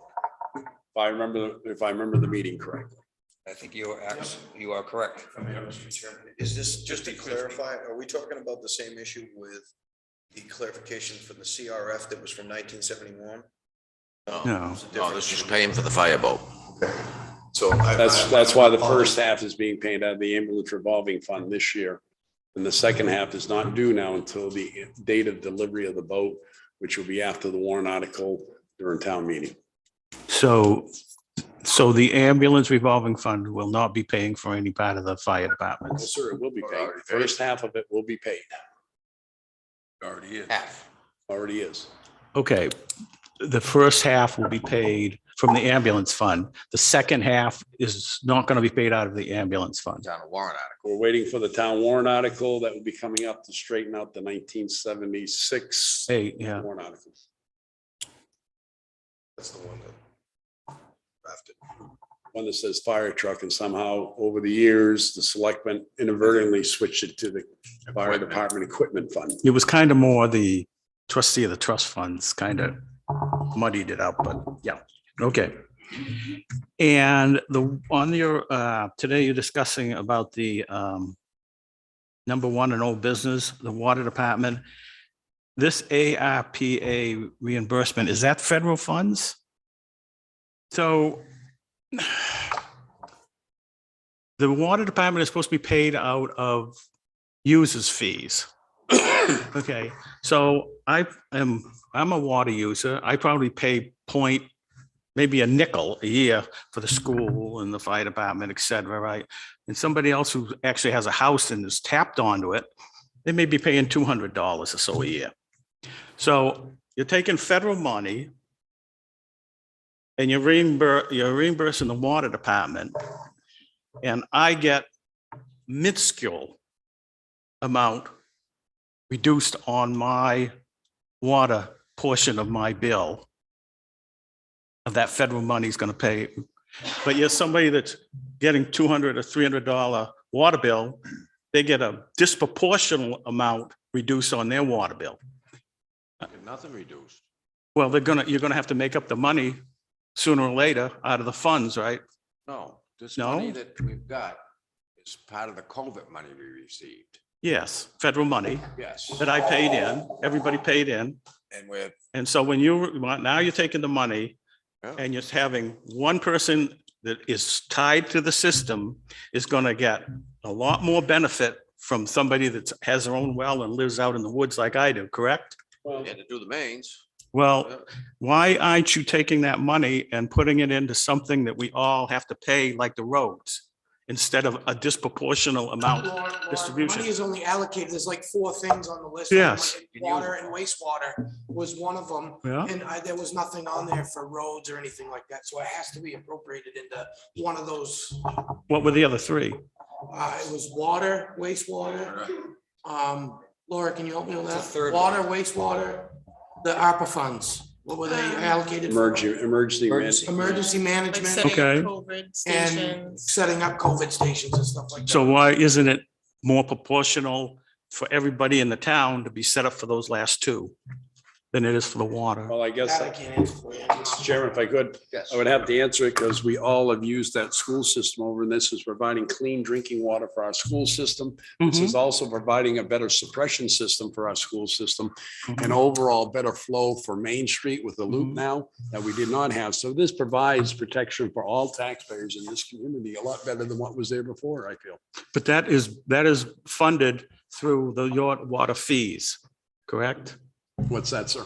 All of those items you just mentioned. All of The those water, items that's the water mentioned? users pay for it. My portion of the water of that thing is minuscule because I'm not tapped into the system compared to somebody that lives out on Main Street here. They probably pay a disproportionate amount. So this, what you're doing right now is you're not distributing that money, federal money at all equally. Just a point of order, we reached the 5-minute mark for public input, Yeah. but if the board chooses to continue the conversation, for the record, I need to, based on our policy, I need to make sure. I'll just have to agree to disagree with Mr. Carr on this. I know that. So me and him could debate all night on that. Like I said, the board has the choice to continue with the It's conversation. $64,000. How much did we get? The first portion was like 278,000. So it is, it's not just being proportional. And we weren't There's a gonna- lot more money that's gonna get put into other places, I would imagine. And we weren't gonna do that road without doing the mains. Yeah, okay, but why aren't you trying to distribute that federal money more equally to everybody in town instead of a disproportionate amount goes to water users? Can I give you one more scenario then?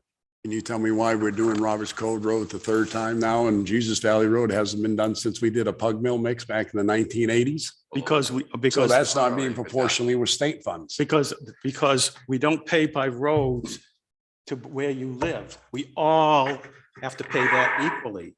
The water department is different set up. It's set up, how much you use, you will pay. This person pays like I said, a nickel. I probably pay a nickel for my usage of water in the town. Somebody may say 250.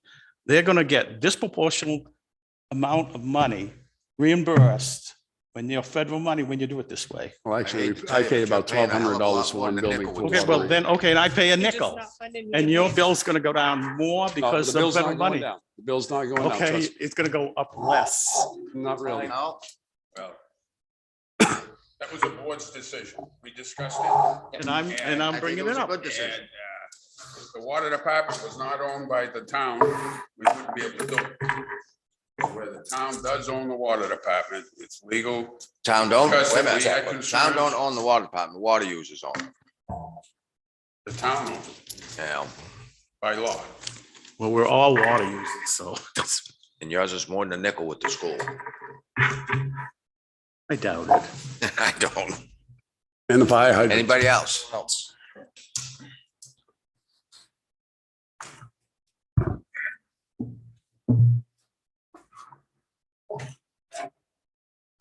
Evening, Kelly Sullivan. Hi, Kelly. Hi, Kelly. I was wondering if you could tell me how many full-time police officers are in the town 12. and how many part-time police officers are in the town? Know the answer to any of these questions? Do I know the? Anybody else know the answer? Okay. So how many cruisers do we have?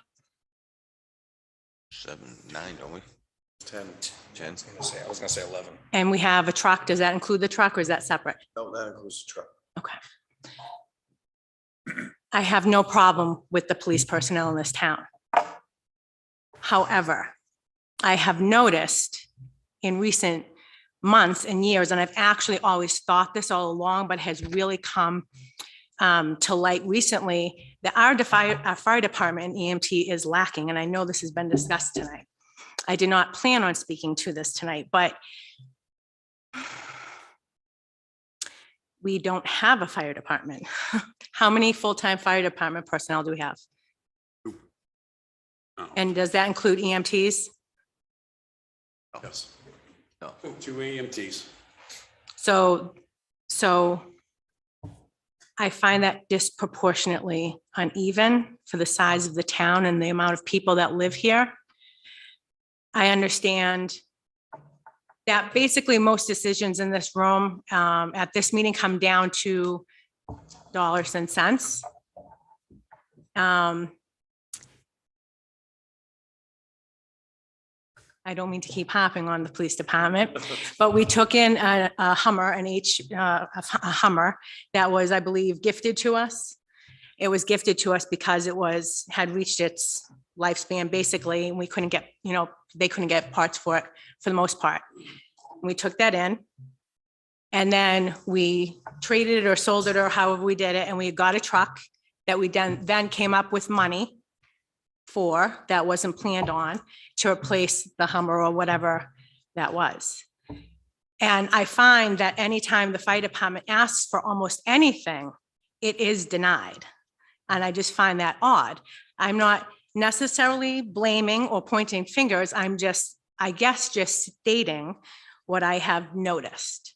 I realize that if you hire full-time personnel, taxes, it shifts the budget. I understand that. And it's not just the salary, it is the benefits and everything that come along with that.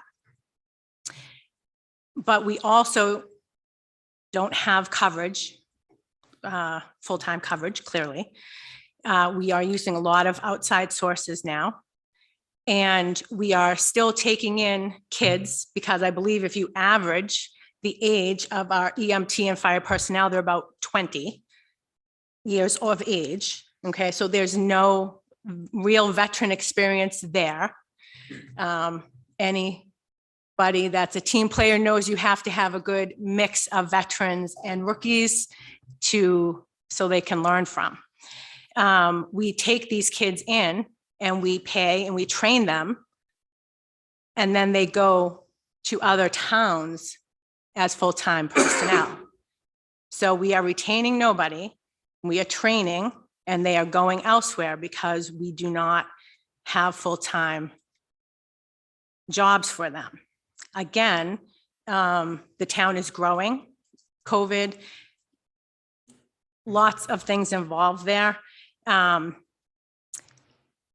Everybody in town uses the roads. The highway department gets their vehicles, gets their equipment, gets what they need. We have new tire wheels and a balancer coming and a lift to 36,000 and change. And I just feel that as a town, we need to look at our fire department and EMT personnel and the department more closely and take into consideration how very lacking it is for the size of the town, for the amount of people that live here. And if you look at the amount of personnel and equipment through the police department far exceeds anything that even comes close to the fire department. I realize ambulances and fire trucks are clearly more expensive than some other pieces of equipment, but I mean, that is part of that department. I just ask as the board that we just look at it more closely, because I do feel that every time like we're lacking. That's all. I guess my point is we're lacking. And I would like you to take that into consideration. Thank you. Thank you.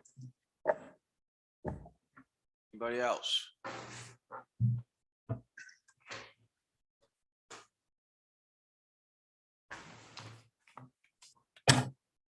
Good evening, and thank you for the opportunity to speak. Patrick O'Brien. I am full-time with the fire department, newly hired this year. And when I was hired, I was proud I was really determined to turn this department into something that's respectable. And I will say over the last 2 meetings, hearing almost no support from this board other than Ruben, I'm seriously reconsidering.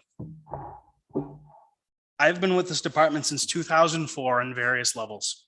And in 2004, 2005, an assessment was done by a private company that came in and told us, how are you functioning? Your buildings are way too small. Your trucks are way too old. And you should have 3 people full-time on the floor right now. What Kelly said is completely true. We hire people and then they move on to other organizations. We've had people that get hired into organizations that usually don't take rookies, but they interview so well and they have such a good background in their job because of their passion. Very few other departments can you go into on a Saturday and find people there on their own time drinking coffee, talking about the job and saving lives and supporting people and supporting their community. None of these people this is their full-time job. They've all got something else going on. How many of you folks only have one job or had only had one job, through your 30s and 40s, even 20s? They do this because they like to help people. They certainly don't do it because of the pay rate. I mean, we have some people that make less than $15 an hour.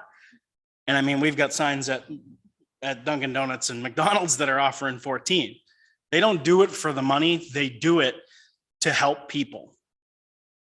But when people don't have time or their other jobs, they certainly need to rest and relax. That work-life balance is the thing. And most people push that limit for us in this community.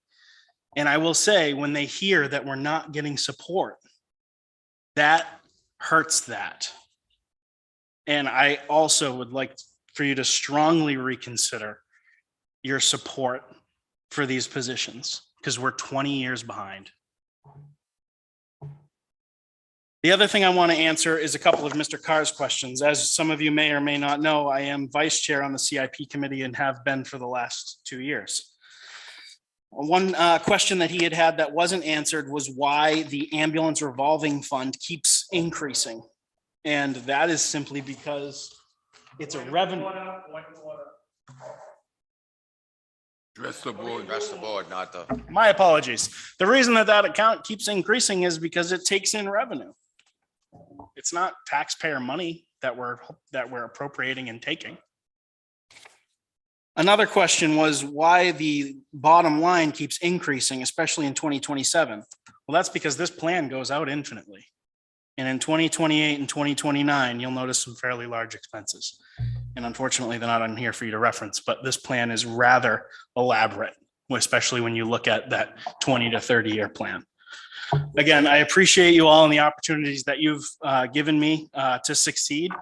I really and truly do, but I really hope that we support the fire department in moving in the right direction. Thank you. I take a little offense to that. You referenced that the positions were cut, though.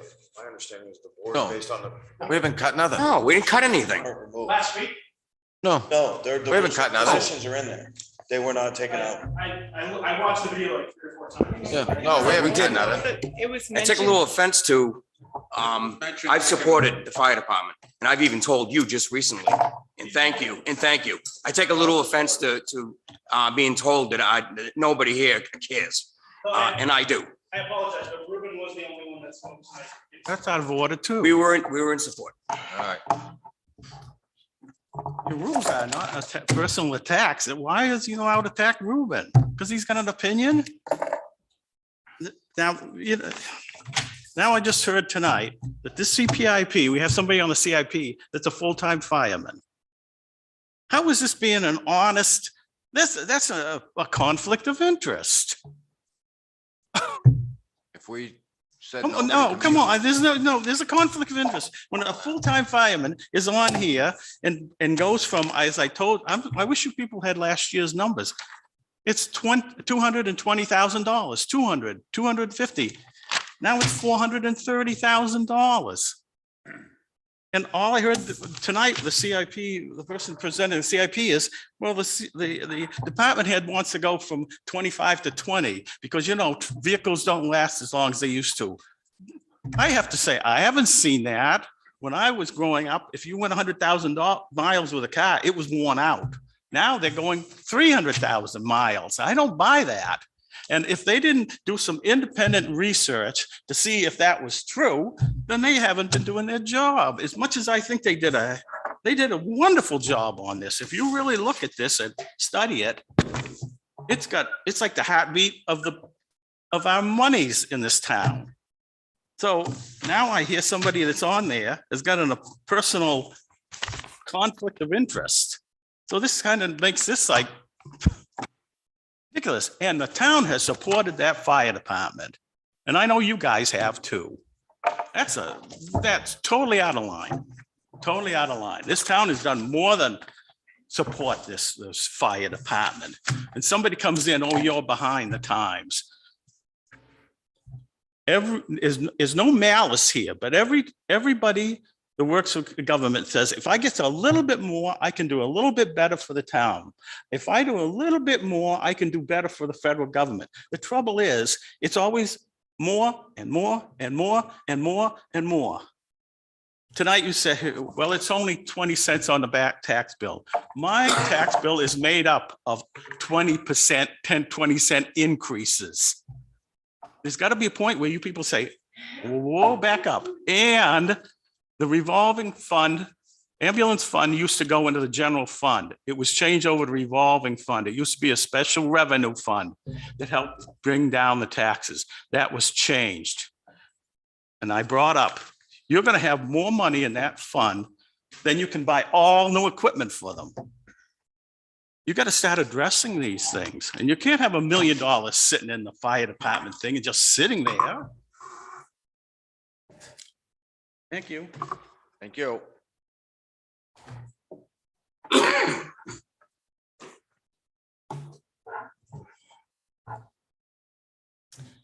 I'm Kelly Sullivan. Just to the point that Mr. O'Brien sits on the CIP committee. We live in a small town. There's a number of us that serve on, interact in different committees and different levels. I think you have to take somebody as honest until proven otherwise. And I think that Patrick is a lot to this town overall, not just in the fire department. He's active within the community, and I find him to be an upstanding person. So I value his input to the CIP, and I feel that he can conduct himself accordingly and professionally while doing so, and still working for the fire department. We all interact in different ways in committees. Some of us have to recuse ourselves or whatever for certain things, but I feel that we all just try to do the best that we can. Thank you. Thank you. Anybody else? Seeing. Patrick O'Brien, just to the point of conflict of interest, there is no conflict if there is no risk of personal gain, and that has been addressed with the town council as well. The seat that I fill was previously unfilled, and I do believe there is still one vacancy. And Mr. LaRochelle, I do apologize. You supported us significantly this weekend. We had a very long and good conversation. And I do support your individual walks of life, but I would highly encourage that anyone comes down and gets more involved, because it is a lot. It's a lot. Thank you. All right, anybody else? Seeing none, I am going to enter into non-pub. Under RSA 91A:3, number 2, A, B, and C. Second. All those in favor? Aye. Aye.